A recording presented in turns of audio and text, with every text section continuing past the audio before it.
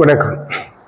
ஆசிரியர்களுடைய வேலை, ஆசிரியருடைய பணி என்றால் இன்னைக்கு ஒரு பெரிய குழப்பமிக்க ஒரு செய்தியாக, விஷயமாக இருக்கிறது. ஆசிரியருடைய பணி என்பது புத்தகத்தில் உள்ளதை வரி வரியாக விளங்க வைத்து விளக்கி சொல்லி, பத்தி பத்தியாக படிக்க சொல்லி, அவர்களை எழுத வச்சு மதிப்பெண் எடுத்து கொடுத்து அவர்களை மார்தட்ட செய்வது ஆசிரியருடைய பணியா? மதிப்பெண்ணை மட்டும் மையமாக வைத்து சுழல்கின்ற பணி ஆசிரியர் பணியா? இனி இந்த ஆசிரியர் பணி எப்படி இருக்க வேண்டும் என்பதை மட்டும் உங்களோடு பகிர்ந்து கொள்ள நான் ஆசைப்படுகிறேன். ஒரு தரமான, ஒரு முதல் தரமான ஒரு கல்வி, கற்றல், கற்பித்தல் இந்த தரணியில நடக்கணும்னா ஆசிரியர்கள் புத்தகத்தை ஆயுதமாக பயன்படுத்த தெரிய வேண்டும். புத்தகம் என்பது, புத்தகத்தில் இருக்கின்ற கண்டென்ட் என்பது, பாட தலைப்பு என்பது, அதை வைத்து மாணவர்களை தோண்ட செய்ய வேண்டும் ஆசிரியர்கள். அதை தான் ஆசிரியர்களுக்கு புரிய வேணும். அதை விளக்கி சொல்லி, அதை விளங்க வச்சு, அதுல கேள்விகளை கேட்டு அந்த கேள்விகளுக்கு பதில் சொல்ல வைத்து விட்டால் மட்டும் முடியாது.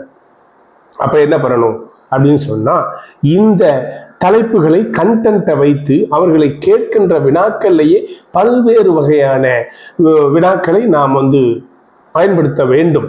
ஒரே மாதிரியாக ரீகால் கொஸ்டின் மட்டும் போட்டாலும் அங்க அது வேலைக்கு உதவாது. அப்ப ஒரு முதல் தரமான ஒரு கற்றல், கற்பித்தல் அப்படின்னு சொன்னா அந்த கேள்வியிலேயே பார்த்தீங்கன்னா ஒரு ப்ராப்ளம் சால்வ், ஒரு தீர்வு காண செய்ய தூண்டக்கூடிய கேள்வி, உச்ச சிந்தனையை தூண்டக்கூடிய கேள்வியாக இருக்கலாம். அப்படி ஒரு இன்னோவேட்டிவ், ஒரு புத்தாக்க சிந்தனையை முடுக்கி விடுகின்ற, கிளறி விடுகின்ற கேள்வியாக இருக்கலாம். இப்படி நினைவு கூறுகின்ற கேள்வியாகவும் இருக்கலாம். இப்படி கேள்விகள்ல பல வகையான கேள்விகள், அதிலும் இப்ப நான் குறிப்பிட்ட வகையான கேள்விகளை மாணவர்களிடம் நாம் அப்ளை பண்ண வேண்டும். இந்த தலைப்பை வைத்து, இந்த தலைப்பை இந்த கண்டென்ட்டை வச்சு இதிலிருந்து நாம் அப்படி ஒரு வினாக்களின் வாயிலாக நாம் தோண்டுகின்ற பணி இருக்குதே, அதுதான் ஒரு செறிவான, ஒரு தெளிவான ஒரு கற்றல் கற்பித்தலுக்கு, ஒரு முதல் தரமான ஒரு கற்றலுக்கு வழிவகுக்கும்.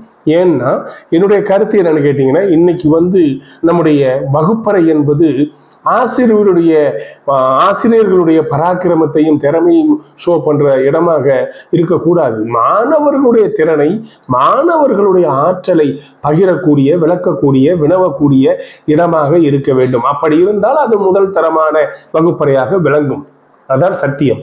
அப்ப இந்த பள்ளிக்கூட வகுப்பறைகள் எப்படி இருக்க வேண்டும் என்றால், கற்பித்தலுக்கு முதலிடம் கொடுக்கப்படுகின்ற இடமாக இருக்க முடியாது. அப்படி இருந்தால் அது தரமான ஒரு வகுப்பறையாக விளங்க முடியாது.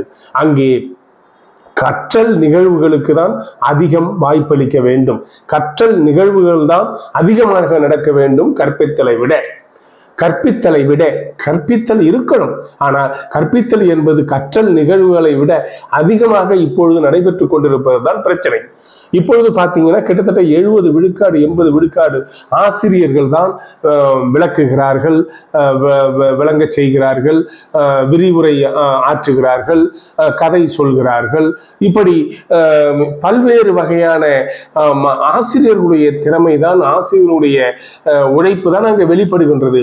ஆனால் யாருமே மாணவர்களை தோண்டுகின்ற, மாணவர்களை கிளறி விடுகின்ற, மாணவர்களுடைய தீர்வு காண அந்த திறனை, அந்த புத்தாக்க சிந்தனையை, அந்த கற்பனை வளத்தை தோண்டுகின்ற அப்படிப்பட்ட வகுப்பறை சூழலை செய்யாமல் இருப்பதுதான் இன்றைக்கு அரசாங்கம் இவ்வளவு முயற்சி எடுத்து நம்முடைய கல்வி அமைச்சரும் முதலமைச்சரும் இன்னைக்கு கல்வித்துறையை மிக அற்புதமாக தமிழ்நாட்டில் வளர்க்க வேண்டும் என்ற கனவோடு அவர்கள் செய்து வருகின்ற அத்துணை செலவினங்கள், அவ்வளவு பொருளாதார செலவினங்கள் செய்து இன்றைக்கு வகுப்பறைகளையும் பள்ளிகளையும் நிர்வகித்து வருகிறார்கள். ஆனால் என்ன, அங்கே ஆசிரியர்கள் என்ன செய்கிறார்கள் என்பதுதான் ஒரு கேள்வி. இப்ப நான் சொன்ன மாதிரி மட்டும் அந்த வகுப்பறை அங்கே நடத்தினால் மட்டும்தான் தரமான பிள்ளைகள் கொண்டு வர முடியும்.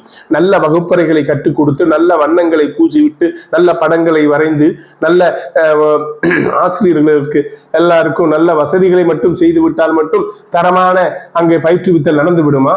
நடந்து கொண்டு இருக்கிறதா என்றால் அது நிச்சயமாக அது கேள்விக்குறிதான். எனவே ஆசிரியருடைய திறனை காட்டுகின்ற இடமாக இருக்க முடியாத வகுப்பறை அதுதான். இங்கே மாணவனுடைய திறனை வெளிக்கொணரும் பொருட்டாக இருக்க வேண்டும் வகுப்பறை. அங்கே ஆசிரியர்கள் அதிகமாக பேச தேவையில்லை. மாணவர்களை விட மாணவர்கள் தான் பகிர வேண்டும், கேட்க வேண்டும், வினவ வேண்டும், விளக்க வேண்டும், எல்லாம் செய்யணும். சோ ஒரு வகுப்பறை என்பது அப்படியே காப்பி பேஸ்ட் பண்ணக்கூடிய ஒரு வகுப்பறையாக டிராமாஸ்டிக்கா இருந்தா அது தரமான வகுப்பறை இல்லை. அதையும் தாண்டி அது லைவ்லியா இருக்கணும், உயிரோட்டமா இருக்கணும். ஒரு உயிரோட்டம் உள்ள வகுப்பறை எப்படி இருக்கணும்னா, இப்ப நான் சொன்ன முறையில அங்க இருந்தே ஆகணும். மாணவர்களை மையமாக வைத்து மாணவர்களை சூழ்ந்து அப்படிப்பட்ட வகுப்பறை தான் முதல் தரமான மாணவர்களை உருவாக்க முடியும் என்பது என்னுடைய தாழ்மையான கருத்து. நன்றி.